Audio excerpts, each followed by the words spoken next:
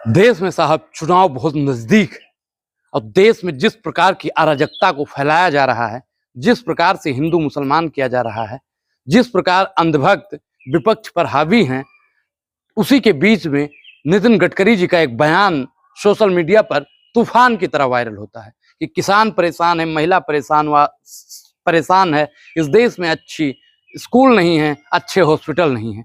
क्या अंधभक्त अब नितिन गडकरी को भी गाली देने का काम करेंगे?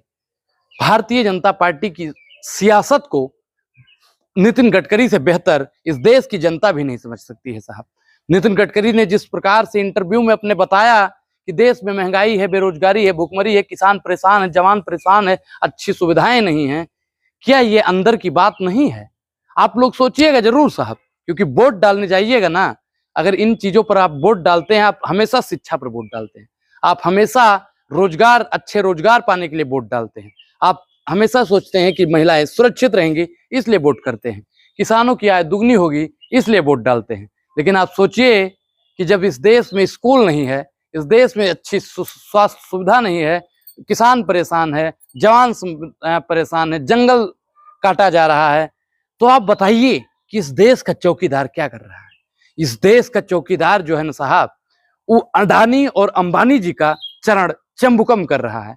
आप सोचिएगा जरूर साहब कि इस देश में महंगाई पर लगाम लगाने के लिए जो सरकार आई थी, वो सरकार अपने वादों से फुएर रही है, अपने वादों को भुना रही है, भूल रही है, नजर नहीं है, नजारों की बात करते हैं, जमीन पर फिर ये चांद तारों की बात करते हैं, 14 से 24 तक बस्तियां लूटने वाले फिर 24 में सुधारों की बात करते हैं। शर्म आनी चाहिए ऐसी सरकार को जो फिर 24 में कहती है कि तीसरे टर्म में अगर आए तो युवाओं को रोजगार मिलेगा, तीसरे टर्म में आए तो किसानों की आय दुगनी होगी, तीसरे टर्म में आए तो महिला सुरक्षित होगी। मैं देश के किसानों से कहना चाहता हूं साहब कि ये वो सरकार है जिस सरकार ने आपको खालिस्तानी कहने का काम किया है।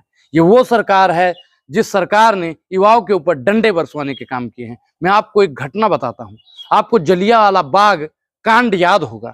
उस समय 339 लोगों को जनरल डायर ने मरवाने का काम किया था। आपको याद होगा साहब कि किसान आंदोलन में 719 किसानों को मरवाने का काम जनरल डायर के पोते ने किया है।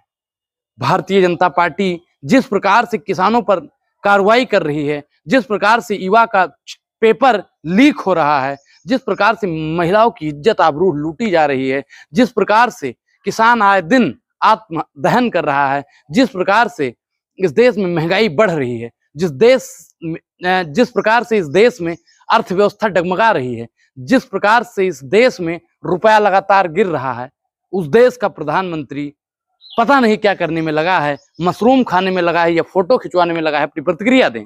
लेकिन मुझे लगता है कि इस देश का प्रधानमंत्री सिर्फ और सिर्फ विज्ञापन जीवी है, फोटो जीवी है, जुमला जीवी है। और मैं एक चीज बताऊं, SC ST OBC माइनॉरिटी के लोगों का आरक्षण खाने वाला जीवी है। कुछ लोग कहते हैं कि मनमोहन सिंह जी रिमोट से चला करते थे। अगर मनमोहन जी रिमोट से चला करते थे तो क्या नरेंद्र मोदी जी जियो की डाटा से चलते हैं का? आप सोचिएगा जरूर साहब।